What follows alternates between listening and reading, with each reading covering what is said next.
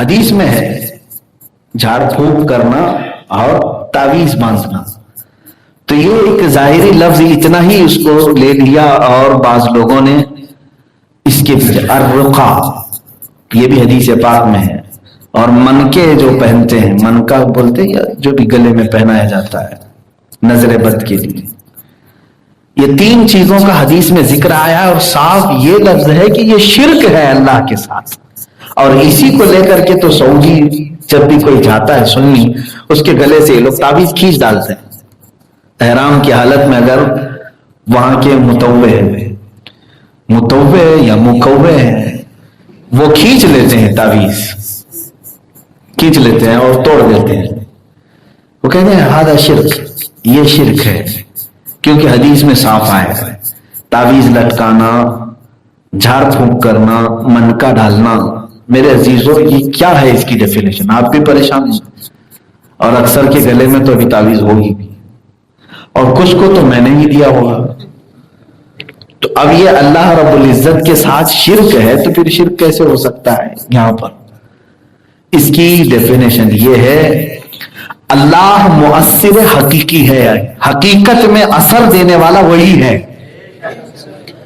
اگر کسی بندے نے تعویذ کے بارے میں یقین کر لیا، منکے کے بارے میں یقین کر لیا، دھاگے کے بارے میں یقین کر لیا کہ اس کا خود کا ایک ذاتی اثر ہوتا ہے، اور چاہے کوئی چاہے یا نہ چاہے یہ خود ہی اثر کرتی ہے، تو یہاں جا کر کے اس نے دوسرا خدا مان لیا۔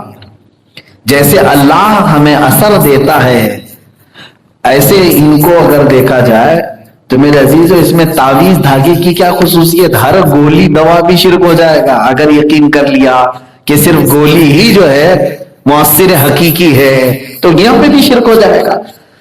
ہر دوا بھی کھاؤ تو یقین یہی رکھو کہ اثر اللہ دے گا۔ یہ بات سمجھ کر کے چلے، نہ ڈاکٹر کے ہاتھ میں ہے، نہ گولیوں کے ہاتھ میں ہے، نہ گولیوں کے قدرت میں ہے۔ اگر اللہ نہ چاہے تو دنیا کے سارے معجون ملا کر کے تمہارا بخار نہیں اتار سکے، اور اگر اللہ چاہے تو کسی کنکر اور کانٹے سے بھی تمہارا بخار اتر جائے۔ تو مؤثر حقیقی کون ہے؟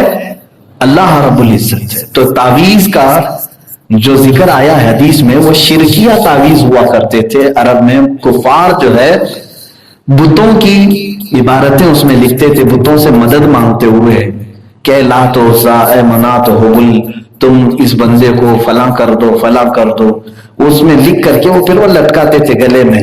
ہم تو ایسے لات و عزا منات کو نہیں پکارتے، ہم جو تعویذ لکھ کر کے دیتے ہیں اس میں تو یہی ہوتا ہے، حسبنا اللہ و نعم الوکیل، نعم المولا و نعم النصیر، ہمارے لیے اللہ کافی ہے، بہترین وکیل ہے، بہترین مددگار ہے۔ اللہ رب العزت کے نام سے اور قرآنی آیات، احادیث، بزرگوں سے ثابت یہ چیزیں لکھ کر کے دینا، یہ شرک نہیں ہے۔ بات سمجھنا بھی، بعد میں میری پہلی والی چھوٹی سی تقریر کو کٹ کر کے کوئی یہ نہ کہہ دے کہ مفتی صاحب نے تعویذ کو شرک کہہ دیا، پھر اس کو وائرل کر دیں گے کہ اتنا سا حصہ نہ کٹ کیا جائے، آدھی بات نہ کٹ کریں، پوری بات لے لیں۔ تو شرک جو ہے اس تصور کو کہتے ہیں کہ اللہ کے طرح مؤثر سمجھنا، یہ شرک ہے۔ یہ شرک جلی کی بات میں بتا رہا ہوں، اللہ کی ذات اور اس کی صفت کے ساتھ کسی دوسرے کو شریک ٹھہرانا۔ میرے عزیزوں، بسا اوقات یہ شرک کی وادیوں میں ہمارے بھولے بھالے مسلمان چلے جاتے ہیں، جیسے کیونکہ ہم جس ماحول میں رہ رہے ہیں وہ مشرکین کا ہی تو ماحول ہے۔ یہاں پر کفار مشرکین جو بت پرست لوگ ہیں وہ زیادہ ہیں ہندوستان میں، تو ان کا دیکھا دیکھی کچھ مسلمان بھی اس راستے پر چلے جاتے ہیں۔ بچے کو اگر کچھ ہوا تو کسی جھاڑ کے پاس سنائی دیا، ایسی خبر ملی کہ وہاں جانے سے بچہ صحیح ہوتا ہے، تو لے کر کے گئے جھاڑ میں، اس کو دھاگا باندھ کے آ گئے۔ کیوں؟ جھاڑ کیا کرنے والا ہے؟ تو یہ عقیدہ مشرکین کا عرب میں بھی تھا۔ اسی طرح مزارات پر اولیاء کاملین کے ہاں جا کر کے یہ دھاگے باندھنا، تالے باندھنا، یہ تمام چیزیں صحیح سند سے کہیں پر بھی اسلامی ثبوت میں نہیں ہیں۔ آپ عقیدہ اہل سنت پر ہیں۔ مزارات اولیاء ہمارے لیے اس لیے ہے کہ ان سے سفارش کی جائے کہ وہ اللہ کے مقبول بندے ہیں، وہ اپنی قبروں سے اگر اللہ کی بارگاہ میں ہمارے لیے سفارش کر دے تو اللہ ہمیں شفا عطا فرمائے گا. یہ عقیدہ ہونا چاہیے. ہاں وہ مدد بھی کرتے ہیں، جو اللہ نے انہیں طاقت دیا ہے اس تصرف سے وہ مدد بھی کرتے ہیں، لیکن اللہ کے برابر نہیں. اللہ نے انہیں جتنی اجازت دی اتنی مدد کرتے ہیں، وہ چاہے انبیاء اکرام ہو، رسولان اعظام، سب کے متعلق یہ شرک کا ٹاپک اتنا اہم ہے کہ اس میں بہت سارے لوگ ہچکولے کھا جاتے ہیں. اور جھاڑ کے پاس جانا یا کسی ایسے کے پاس، دیکھیں حدیث میں سناتا ہوں، حضور اکرم صلی اللہ علیہ وسلم فرماتے ہیں جس نے کسی کاہن کو اپنا ہاتھ دکھایا، جوتش کو، حضور فرماتے ہیں اس نے محمد کا انکار کر دیا، کفر کر دیا. فقط کفر بما انزل علی محمد صلی اللہ علیہ وسلم. جوتش کے پاس، باباؤں کے پاس جا کر کے ہاتھ دکھانا اور پھر وہ لکیریں دیکھ کر کے بابا تمہارا بھوش بتائے، جوتش تو اٹکل پچھو مارے گا، کچھ نہ کچھ ایک آدھ چیزیں تیر لگ جائے گی اور پھر کہو کہ بابا پہنچے ہوئے. یہاں سے شرک کے راستے کھلتے ہیں. اللہ کی ذات پر توکل اور یقین نہ ہونے کے بعد بندہ اس طرح در در پھٹکتا ہے. حضور اکرم صلی اللہ تعالی علیہ وسلم جو سب سے پاورفل دنیا میں انسان ہو، اس کے باوجود وہ یہ کہتے ہیں انما اشکو الی اللہ، میں اللہ کے پاس اپنی شکایت عرض کرتا ہوں، اپنی بیماری اللہ کی بارگاہ میں پیش کرتا ہوں، اپنی کمزوری اللہ سے عرض کرتا ہوں، کیونکہ اسی نے مجھے پیدا کیا، وہی شفا بھی دیتا. ہاں کچھ چیزیں ذریعہ ہوتی ہیں، لیکن اس پر یقین کر لینا اور اصل خالق پر یقین چھوڑ دینا، یہاں سے شرک کا دروازہ کھلتا ہے.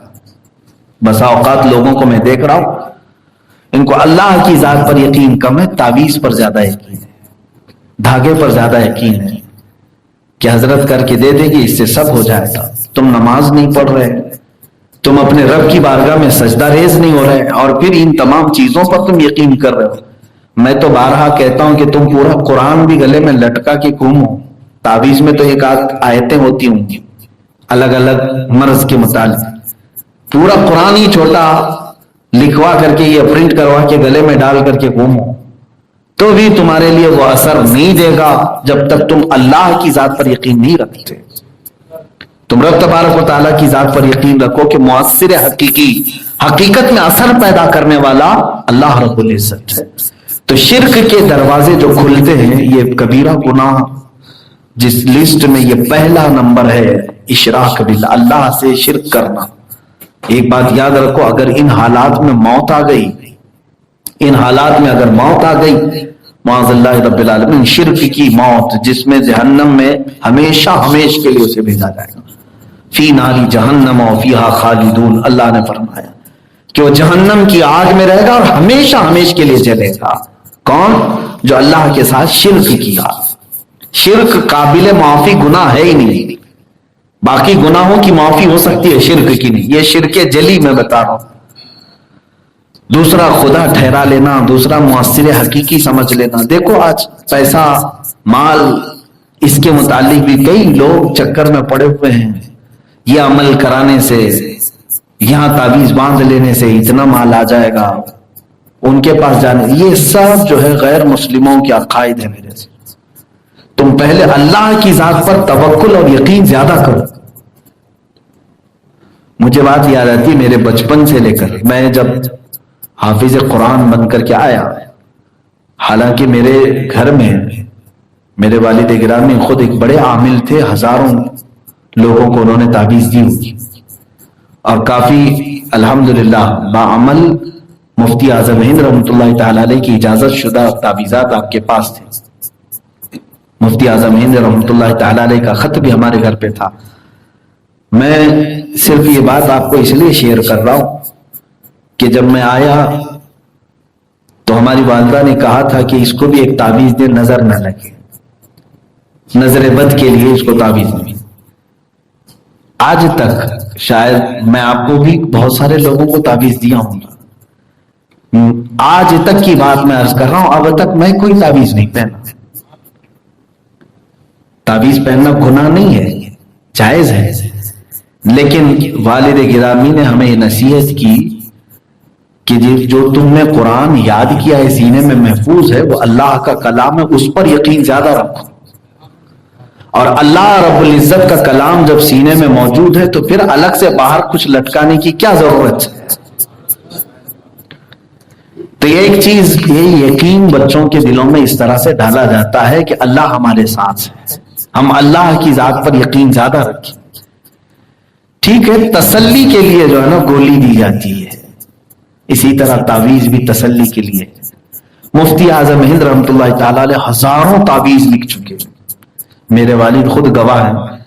فرماتے ہیں کوئی آیا بچوں کے لیے، اولاد نہیں ہے، مفتی اعظم ہند اس میں لکھ رہے ہیں بسم اللہ الرحمن الرحیم اللہم صلی علی سیدنا محمد وعلی آلہ واصحابہ وبارک وسلم۔ تعویذ یہ تو آپ کو بھی معلوم ہو جائے گا، بسم اللہ لکھا، درود لکھا۔ کوئی آیا بخار کے لیے، اس کو بھی وہی تعویذ دے دیا۔ جلدی میں ہیں کہیں پر، کئی قسم کے لوگ الگ الگ آ رہے ہیں، بسم اللہ لکھا اور درود لکھا اور دے دیا۔ ہمارے والد فرماتے ہیں کہ ہم نے پوچھا کہ حضور نقش ہیں، ہر ایک کے لیے الگ الگ نقش ہیں، ہر بیماری کے لیے تعویذ الگ ہے، اولاد کے لیے، روزی کے لیے، بہت سارے جو عاملین نے کتابیں لکھی ہیں باضابطہ، میں نے خود بھی اس پر بہت دنوں تک عمل کیا ہے۔ تو مفتی اعظم ہند وہ تقویٰ اور توکل کے اعلیٰ درجے پر تھے۔ انہوں نے فرمایا، ہمارے والد فرماتے تھے کہ بیٹا یہ چیزیں جو کچھ بھی ہیں ہم لکھ دیتے ہیں، اور سارے نقوش بھی اگر ہم لکھ کر کہتے ہیں اللہ نہ چاہے تو اسے کچھ بھی نہیں ہوگا، ہم تو صرف ذریعہ ہیں۔ بسم اللہ لکھو کہ تم ابجد لکھو، اللہ چاہے تو اسی کے ذریعے اسے شفا دے دے گا۔ توکل اللہ کی ذات پر، اور اسی کے ساتھ وہ درود ہی جو ہے ان کے لیے اثر بھی پیدا کرتا، جو جس کام کے لیے آتا اس کا کام ہو بھی جاتا، اس لیے کہ دینے والا اللہ کی ذات پر یقین کیا ہوا ہے۔ ہونا یہ چاہیے کہ لینے والا بھی یقین کر لے تو اثر